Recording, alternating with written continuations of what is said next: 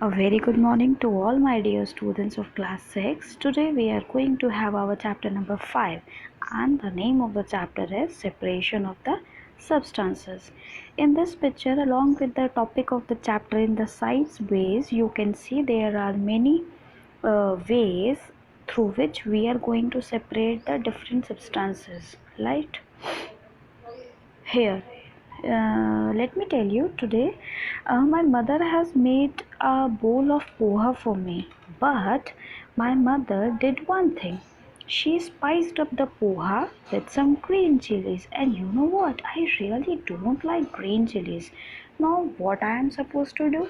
I am going to pick that green chilies out of my poha.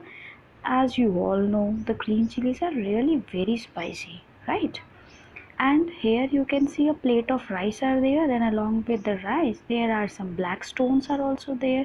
So what my mother is doing, she is picking that black stones out of that rice so that rice will be fine over. So it is all about the introductory part. Basically what we are going to study, that how we can separate the substances with using different methods, right? Objectives. At the end of the lesson, what we are going to have, we are going to discuss the reasons for separating the various component of a mixture.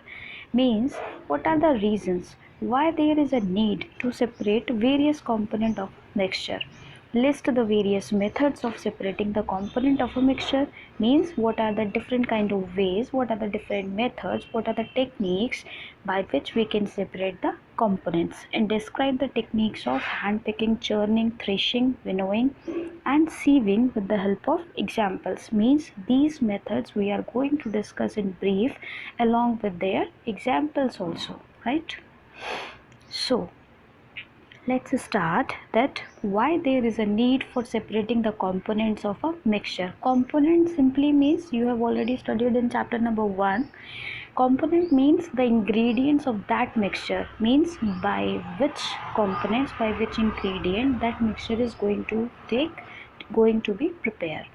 You can see in the table, rice are there, idli are there, pulses and sabji are there, and of course a bowl of cornflakes are there. Now the question arises, why there is a need to separate the different components. Remove the undesirable components. Means, if there is anything in your food stuff which is undesirable, means there is a no need of that substance.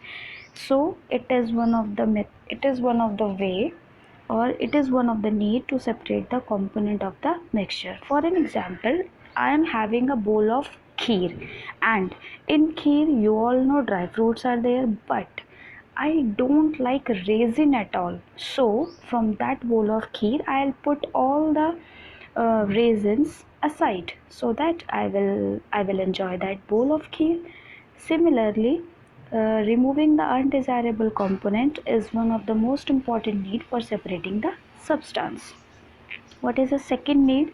I have also told you, already told you that my mother was picking the stones out of the rice so that the rice will be fine over. So there it is the second need, that in order to remove the harmful component from the food stuff, it is the second need for separating the components of a mixture. And what is the third need? If you are having a mixture and no undesirable component is there, no unwanted component is there, and why it is need, you can see there is a buttermilk and butter is there. So in there is also a need that in order to separate two useful components from a same mixture, for that purpose also separation is required. Like this, obtain pure and useful component. You can see by churning method, butter is separated and buttermilk is also separated. So this is one of the other way to separate the components of a mixture. It is all about today. We will study the later techniques in the next video. Thank you, students.